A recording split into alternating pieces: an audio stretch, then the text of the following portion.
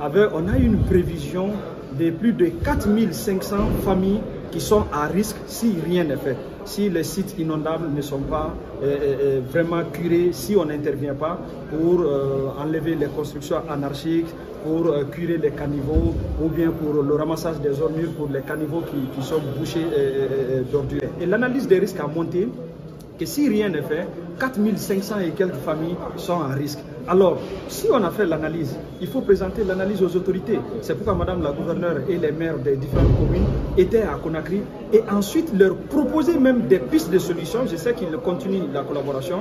La Géoroute était là.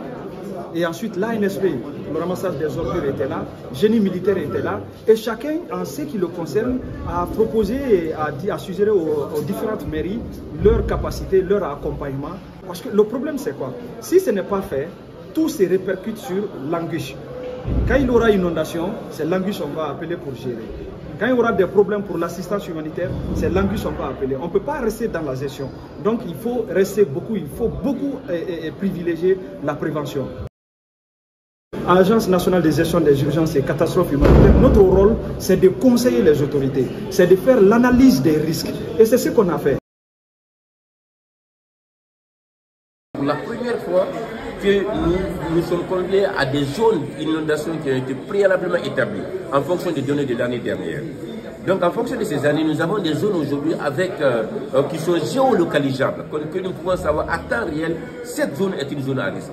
Et chez moi, toutes les zones à risque ont été préalablement identifiées et nous allons commencer d'abord à renforcer les efforts dans ces zones. Ensuite aller vers les autres zones. Ça, c'est quelque chose qui est très salutaire, auquel nous remercions les cadres des ANJUD qui ont fait ce travail très scientifique avec la géomatique.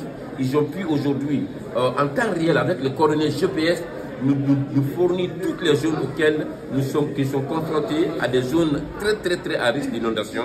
Et nous, dès la sortie de cette réunion, nous allons nous atteler préalablement d'abord à ces zones à risque pour pouvoir faire en sorte que l'année dernière, les zones qui ont été inondées ne puissent pas être inondées cette année. Ça, c'est un préalable qui va être fait dès maintenant à la sortie de cette réunion.